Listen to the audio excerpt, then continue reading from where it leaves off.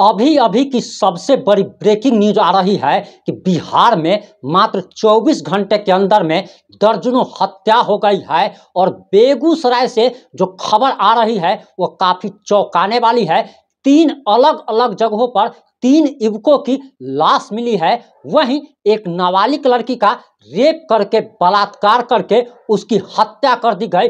वहीं नवादा में एक मुखिया की ताबड़तोड़ गोली मारकर हत्या कर दी गई है। वहीं खगड़िया से भी एक सूचना आ रही है कि एक बहुत बड़े नेता की हत्या कर दी गई है। और बिहार में अपराधियों का तांडव लगातार जारी है और सुशासन बाबू की सरकार में महाजंगल राज कायम हो गया है, जहां अपराधी ना तो लोगों को मारने से, ना तो रेप करने से, ना तो हत्या करने से, ना तो बलात्कार करने से, ना तो हत्या करने से, और ना ही आप कह सकते हैं कि पुलिस प्रशासन का एकदम खौफ नहीं रह गया है। पुलिस प्रशासन का कोई भी खौफ अपराधियों के मन में नहीं रहा है और पूरे बिहार भर में अपराधी तांडव कर रहे हैं।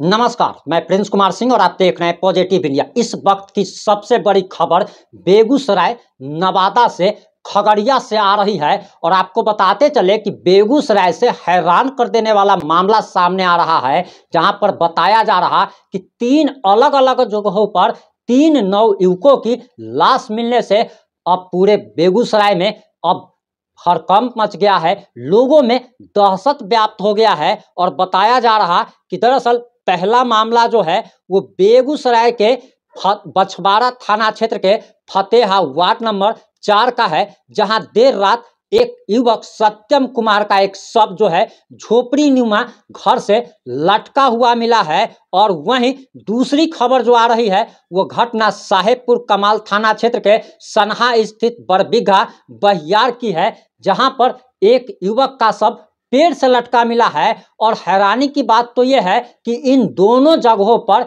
युवकों की हत्या करके उसकी लाश को पेड़ से लटका दिया गया कि ऐसा प्रतीत होता है जैसे युवक ने फांसी लगा ली हो। वहीं आपको बताते चले कि तीसरी घटना जो आ रही है, तीसरा मामला बखरी थाना क्षेत्र के रेलवे स्टेशन स्थित रेलवे के पास से एक अज्ञात युवक का शव बरामद हुआ है। और रेलवे की पटरी पर से उसका शव बरामद हुआ है। और 3 लाश एक ही दिन में अलग अलग जगहों पर बेगूसराय में मिलने से हड़कंप मच गया है। लोगों में दहशत व्याप्त हो गया है कि आखिर वो कौन है, ऐसा कौन अपराधी है जो कि अलग अलग जगहों पर 9 युवकों की हत्या करके उसकी लाश को पेड़ से टांग दे रहा है। वहीं आपको बताते चले कि बेगूसराय से भी एक हैरान कर देने वाला और मामला सामने आ रहा है। और बताया जा रहा कि एक युवती का रेप करके, बलात्कार करके उसका शव जो है वो फेंक दिया जाता है। और सबसे बड़ी बात है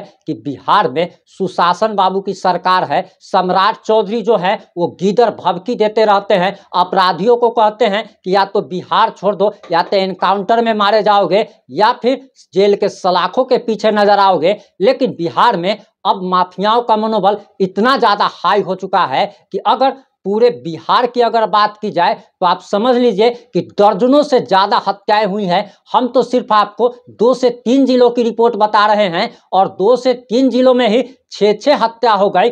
सिर्फ और सिर्फ बेगूसराय जिले में 4 हत्याएं हो जाती है।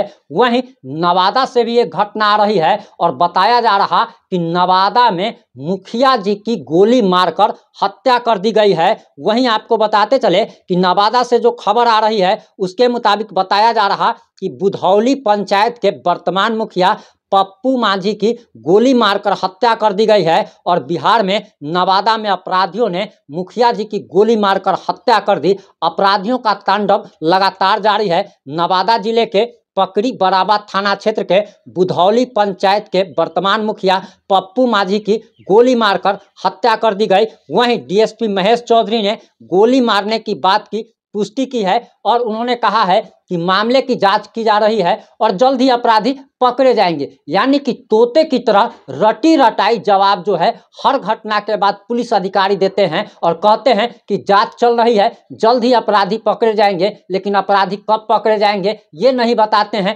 कब तक पकड़े जाएंगे ये नहीं बताते हैं। और बिहार में अभी दर्जनों हत्याएं रोज हो रही है। हत्या, लूट, बलात्कार का दौर ऐसे जारी है कि जंगल राज नहीं बल्कि बिहार में महाजंगल राज आ चुका है। वहीं खगड़िया के बारे में भी एक सूचना आ रही है और बताया जा रहा कि सीपीआई एमएलए के एक नेता की गोली मारकर हत्या कर दी गई है और जिसके बाद पूरे खगड़िया में बवाल मचा हुआ है। आपको बताते चले कि जो रिपोर्ट्स के मुताबिक जो जानकारी आ रही है उसके मुताबिक बताया जा रहा कि सीपीआईएम नेता अपने बाइक पर सवार होकर घर लौट रहे थे, तभी रास्ते में ही एक बाइक पर सवार 2 अपराधी पीछे से ताबड़तोड़ फायरिंग करना शुरू कर देते हैं। इस गोलीबारी में सीपीआईएम नेता को गोली सीने में लगती है और गोली लगते ही सीपीआईएम नेता बेहोश होकर वहीं गिर पड़ते हैं और घटनास्थल पर ही उनकी मौत हो जाती है। इससे आप समझ सकते हैं कि बिहार में अपराधियों का तांडव लगातार जारी है। और ये सिर्फ बिहार में जो हत्याएं जो हो रही है वो सिर्फ 1-2 जिलों में नहीं हो रही है, बल्कि लगभग आप कह सकते हैं कि बिहार के तमाम जिलों से 2-4 मौतों की हत्या की सूचना प्रतिदिन आ रही है। इसको न्यूज वाले भी कवर नहीं करते हैं। और सबसे बड़ी बात तो यह है कि जनता, अगर बीजेपी सरकार में अगर हत्या, लूट, बलात्कार अगर होता है तो जनता को इससे कोई खास फर्क नहीं पड़ता है। लेकिन यही आरजेडी की सरकार में, अगर महागठबंधन की सरकार में अगर यही हत्या, लूट, अपहरण, बलात्कार अगर होता है तो उसे जंगल राज का नाम दिया जाता है। सबसे शर्म तो ज़्यादा जनता को आनी चाहिए कि अगर बीजेपी वालों की सरकार में अगर हत्या, लूट, अपहरण, बलात्कार लगातार अगर हो रहा है तो इसके लिए कोई भी आवाज नहीं उठाता है। यानी कि बीजेपी सरकार में अगर लोग मरते हैं तो मरने दो। यही आपको बताते चले कि इससे पहले जब बिहार में महागठबंधन की सरकार थी और जब हम आप लोग को खबर दिखाते थे तो एक एक रिपोर्ट को 1 लाख कम से कम लोग देखते थे, 1 से 1.5 लाख लोग देखते थे। लेकिन जब से बिहार में एनडीए की सरकार बनी है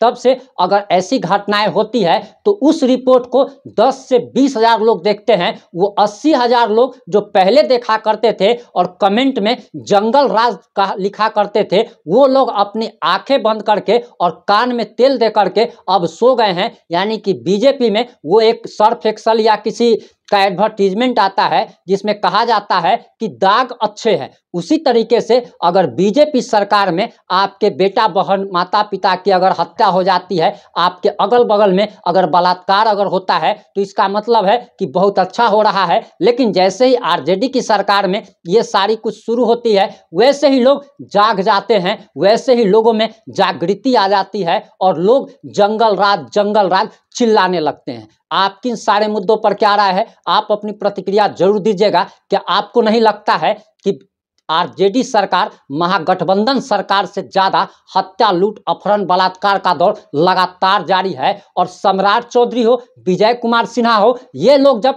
सत्ता में नहीं थे, विपक्ष में थे तो गला फाड़ फाड़ करके चिल्लाते थे, सड़कों पर नंगा नाच करते थे। लेकिन अभी जब ये लोग सत्ता में आ गए हैं तब ये लोग कान में तेल लेकर के सो गए हैं और मीडिया के सामने जब भी आते हैं तो सिर्फ और सिर्फ बकैती करना जानते हैं कि हम ये कर देंगे, वो कर देंगे, और होना जाना इन लोगों से कुछ भी नहीं है।